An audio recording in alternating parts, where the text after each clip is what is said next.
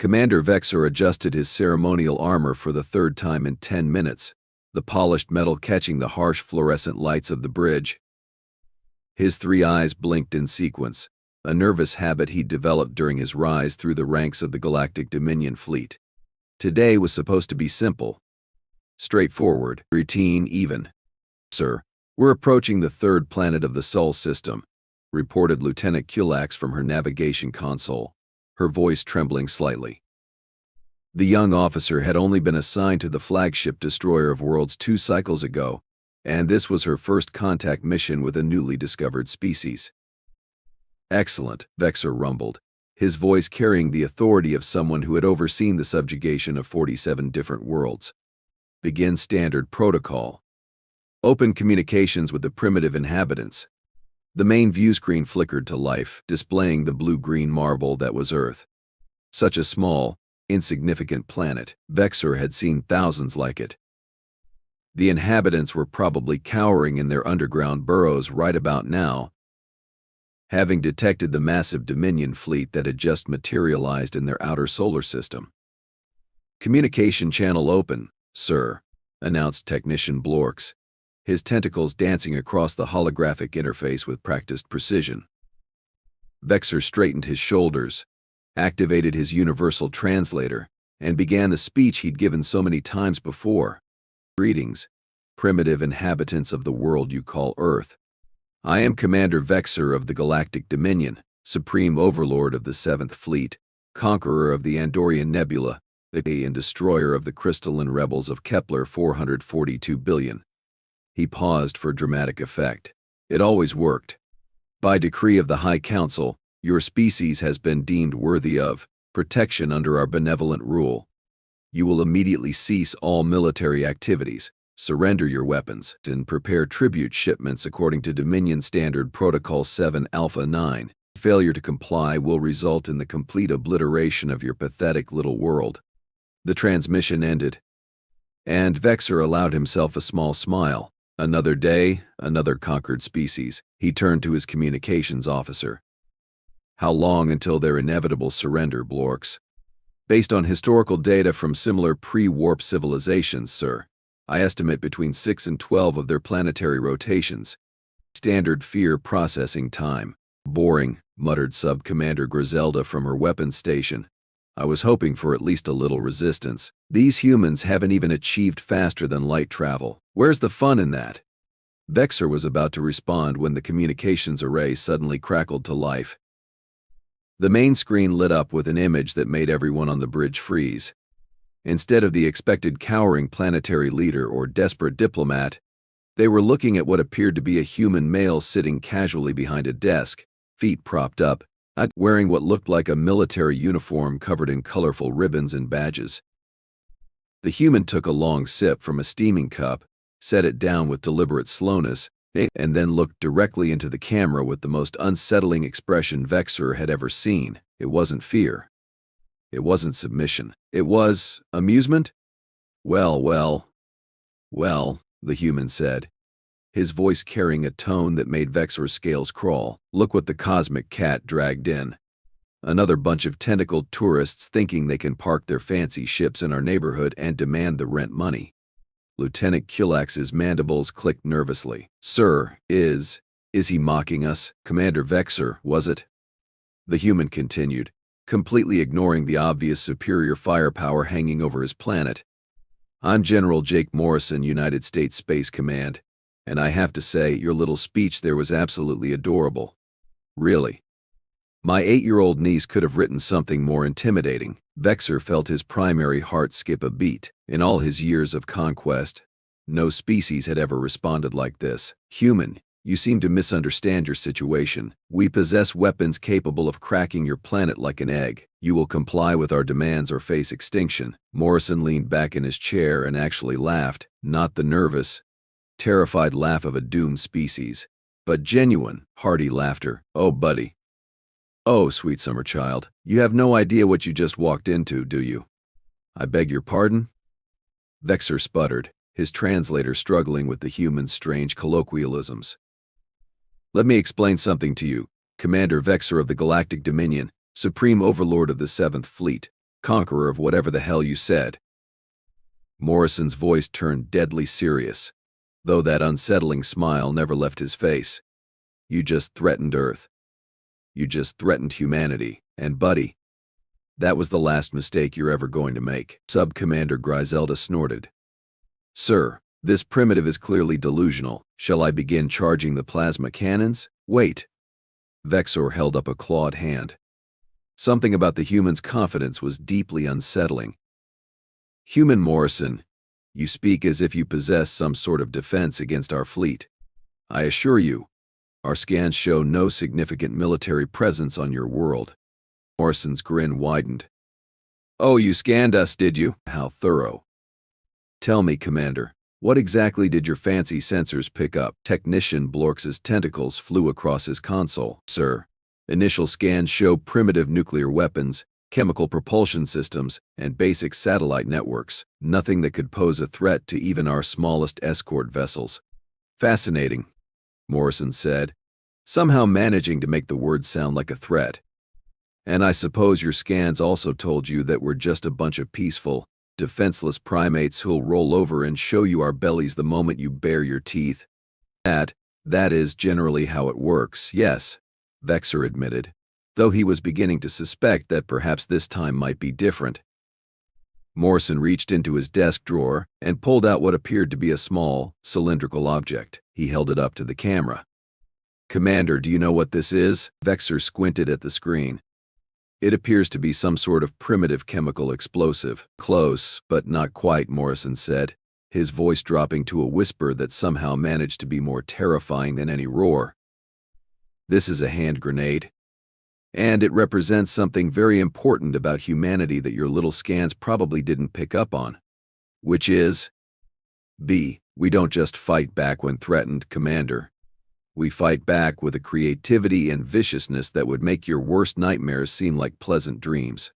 We take things that are meant to help us, and we turn them into weapons. We take things that are meant to be weapons, and we make them more deadly.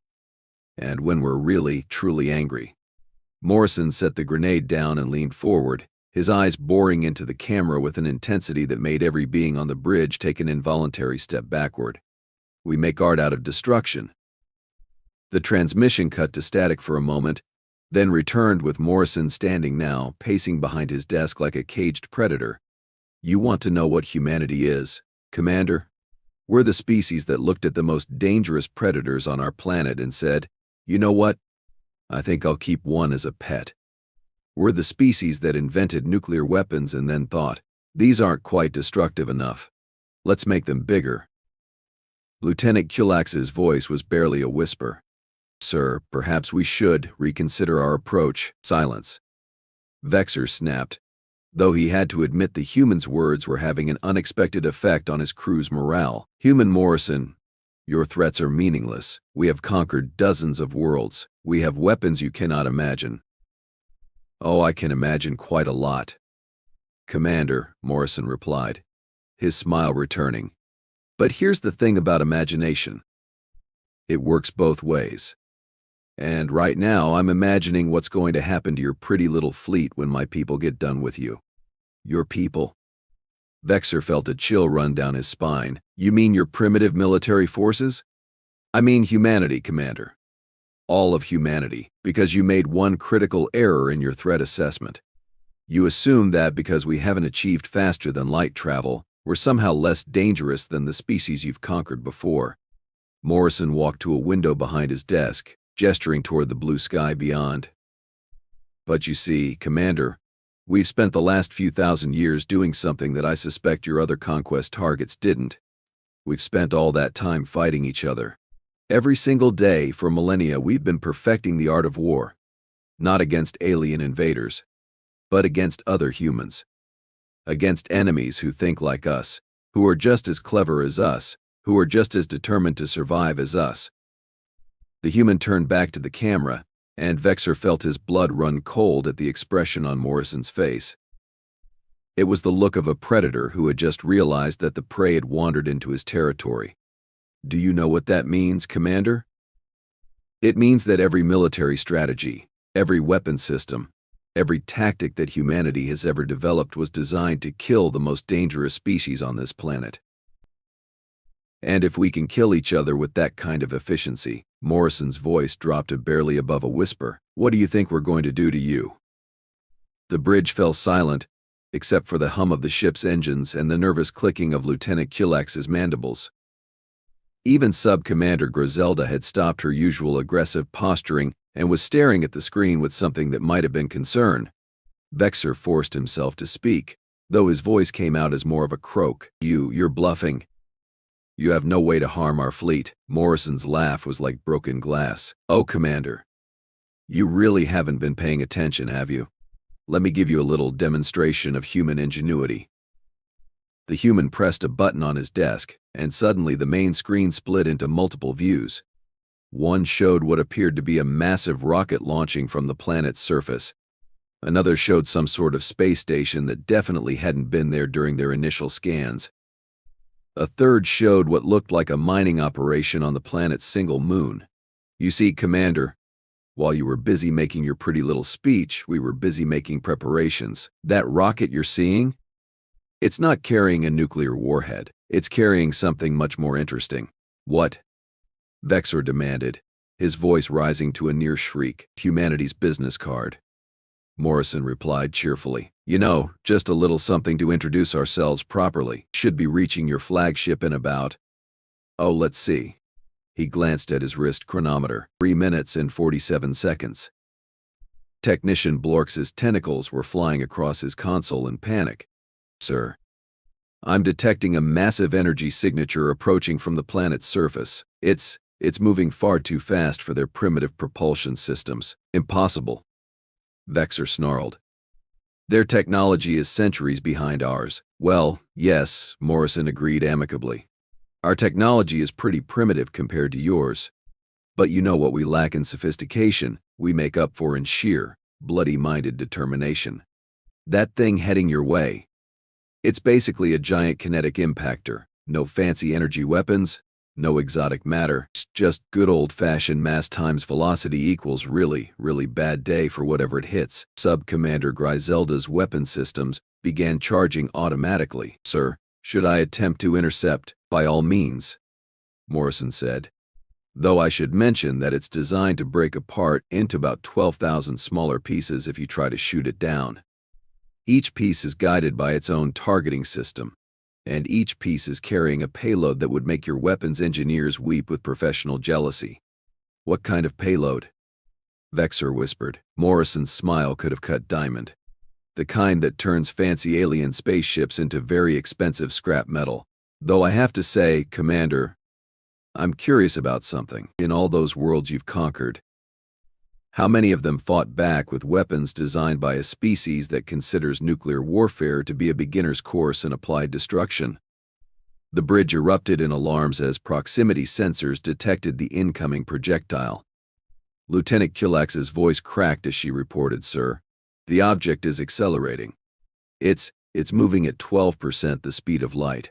12%? Vexor felt his knees go weak. That's impossible for their technology level. You keep using that word, Morrison observed. I do not think it means what you think it means. See, Commander, the thing about humans is that we have a very flexible definition of impossible. We prefer to think of it as temporarily inconvenient. The human gestured toward another screen, which showed what appeared to be thousands of small objects launching from hidden locations across the planet's surface. Oh, and just so you know, that first one, that was just to get your attention. These other little presents are the ones you should really be worried about. What are they? Vexor demanded. Humanity's greatest invention, Morrison replied. The ability to take something peaceful and turn it into something that will ruin your entire day. Those are modified asteroid mining charges. Normally we use them to break up space rocks for mineral extraction. But with a few creative modifications, he shrugged eloquently.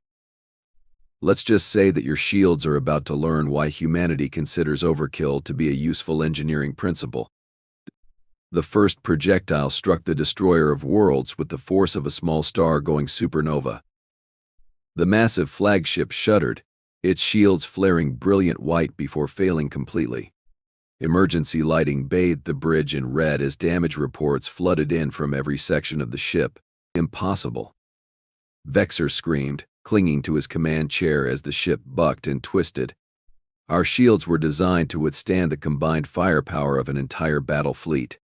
Yeah, well, Morrison said, his voice still carrying that maddening calm. Your shields were designed by people who apparently never had to deal with a species that thinks sufficient firepower is a mathematical impossibility. Impact in 30 seconds, Commander. Any last words? Vexor looked around his bridge at the faces of his crew, all of them staring at him with expressions of terror and disbelief. In all his years of conquest, he had never encountered anything like this. Species were supposed to surrender when faced with superior firepower.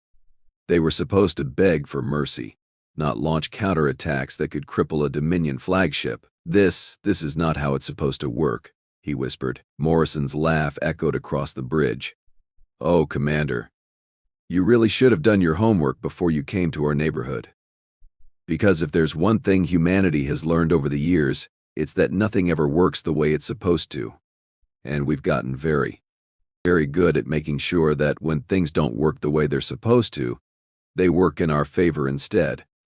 The second wave of projectiles struck the Destroyer of Worlds like the fist of an angry god. The Destroyer of Worlds listed heavily to port, its hull groaning under the stress of impacts that should have been impossible. Commander Vexor pulled himself upright as sparks cascaded from overloaded systems throughout the bridge. The acrid smell of burning circuits filled the air, mixing with the metallic taste of fear that seemed to coat his tongue. Damage report, he bellowed, his voice cracking with barely controlled panic. Sub-Commander Griselda's claws scraped against her console as she struggled to maintain her footing. Sir, we've lost 30% of our primary shields. All breaches on decks 7 through 12. The port engine cluster is completely offline. On the main screen, General Morrison continued to smile that infuriating, predatory smile. Behind him, Vexor could see other humans moving with purposeful efficiency, their movements coordinated and calm. These weren't the panicked reactions of a primitive species facing annihilation. These were the actions of seasoned warriors who had been preparing for this moment. Enjoying the fireworks, Commander? Morrison asked, his tone conversational despite the chaos erupting around Vexor. I hope you don't mind, but we took the liberty of upgrading your light show. Humans have always been big fans of special effects. You cannot hope to defeat the entire Dominion fleet with primitive projectiles, Vexor snarled, though even as he spoke he could see more of Morrison's modified mining charges streaking toward the other ships in his formation. Primitive? Morrison chuckled, shaking his head. Commander, you're thinking about this all wrong. See, you're judging our weapons by your standards, and that's your first mistake. We don't build weapons to impress other species, we build them to solve problems. And right now, your fleet is our problem. Lieutenant Kilax's voice rose to a terrified squeak. Sir, the escort vessels are reporting similar damage. The Crimson Dagger has lost all power to her main drives. Morrison turned to someone off camera and nodded. Tell Admiral Patterson to proceed with Phase 2. And remind Captain Sullivan that I want those demonstration shots to be particularly educational. Phase 2? Vexor felt his secondary heart begin to race. What is Phase 2? Oh, that's where things get really interesting, Morrison replied, settling back into his chair with the casual confidence of someone who held all the winning cards. See, Commander, those kinetic impactors were just our way of saying hello. Phase 2 is where we demonstrate why humanity has survived on a planet that's been trying to kill us for the last 200,000 years. The main screen flickered, and suddenly Vexor found himself looking at a view of his own fleet from an external camera. What he saw made his blood run cold. The human projectiles hadn't just damaged his ships, they had done something far more insidious. Each impact had left behind what appeared to be some sort of metallic growth that was spreading across the hull like a technological infection. What have you done to my ships? Vexor whispered. Nanotechnology, Morrison said cheerfully. Another one of humanity's little hobbies. We originally developed it for medical applications. But you know how it is. Give a human a healing tool, and we'll figure out how to weaponize it within a week. Technician Blorx's tentacles were dancing frantically across his console. Sir, the metallic growths are interfacing with our hull systems. They're rewriting our ship's programming. Impossible. Our security protocols are impenetrable. Morrison's laugh was like fingernails on a chalkboard. Your security protocols were designed by people who think in straight lines, Commander. Humans think in spirals, zigzags, and occasionally in colors that don't exist yet. We've been hacking each other's systems since we invented the first computer. Breaking into alien technology is just a fun weekend project. The bridge lights flickered and died, replaced by an eerie blue glow emanating from the walls themselves. When they came back online, every screen on the bridge was displaying the same message in perfect Dominion script: property of Earth, return to sender. How? Vexor's voice failed him completely. Language acquisition and translation protocols, Morrison explained helpfully. We've been listening to your transmissions since you entered our solar system. Did you really think we'd just sit around waiting for you to make your little speech? We've been dissecting your technology, learning your weaknesses, and preparing our response for the last 6 hours. Sub-Commander Griselda's weapon systems suddenly powered down of their own accord. Sir, I've lost control of all weapons. The targeting systems they're targeting us. Now that's just rude, Morrison said, though his expression suggested he found it anything but. Though I have to admit, there's something poetic about using your own weapons against you. It's like, what's the word I'm looking for, Justice? The external view showed the escort vessels beginning to fire on each other, their weapons systems completely subverted by the spreading nano-plague.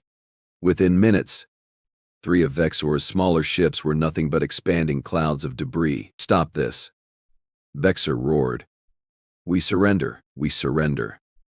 Morrison's smile vanished instantly, replaced by an expression of such cold fury that Vexor actually recoiled from the screen. Surrender? Oh, Commander, you don't get to surrender, not after what you said to us. What? What do you mean? You threatened to obliterate our world, Morrison said, his voice dropping to a whisper that somehow carried more menace than any shout. You called us primitive. You demanded tribute. And worst of all, you assumed that because we haven't developed faster than light travel, we'd be easy prey. The human stood up, and Vexor could see that his casual demeanor had been completely replaced by something that reminded him of the apex predators from his homeworld. Let me tell you something about humanity, Commander. We don't do easy prey. We do apex predator, and when someone threatens our pack, Morrison pressed another button on his desk, and suddenly the space around Earth began to shimmer. What had appeared to be empty space was suddenly filled with hundreds of structures that had been completely invisible to the Dominion sensors. We show them why evolution put us at the top of the food chain. Lieutenant Killax's mandibles were clicking so rapidly they sounded like a machine gun. Sir, there are weapons platforms everywhere. How did we miss them? Stealth technology, Morrison explained. Another little innovation we developed for fighting each other. When you spend millennia perfecting the art of war against enemies who know all your tricks, you get very good at hiding your capabilities. The hidden platforms began to power up, their weapons systems charging with an ominous hum that seemed to resonate through the hull of the Destroyer of Worlds. Each platform was small compared to the Dominion vessels, but there were so many of them that they looked like a swarm of angry insects surrounding a handful of wounded giants. You see, Commander, you made a fundamental error in your threat assessment, Morrison continued. You assumed that because we haven't achieved interstellar travel, we're somehow behind you technologically. But the truth is, we've been focusing our technological development in very different directions. One of the platforms fired a beam that Vexor had never seen before. It struck the hull of the Crimson Dagger and simply erased it, not destroyed, not vaporized, but literally erased from existence as if it had never been there. What kind of weapon is that? Vexor stammered. Quantum dissolution beam.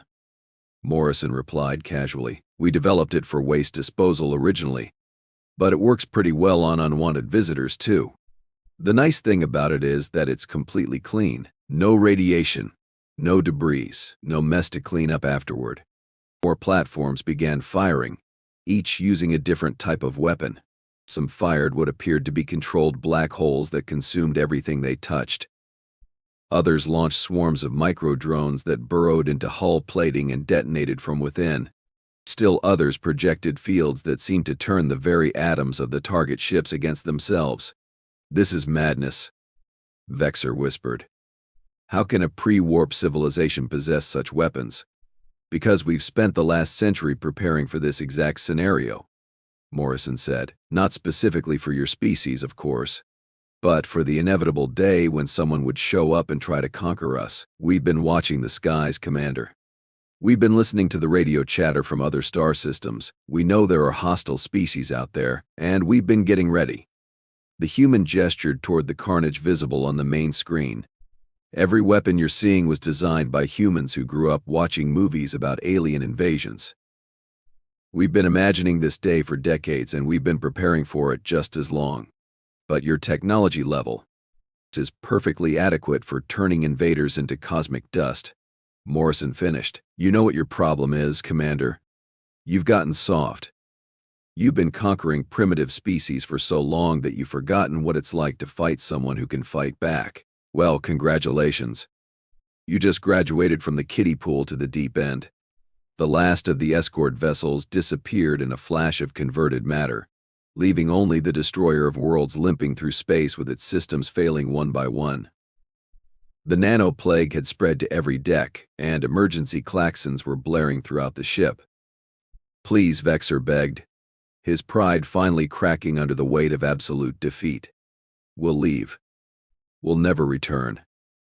Just let us go." Morrison studied him for a long moment, then shook his head.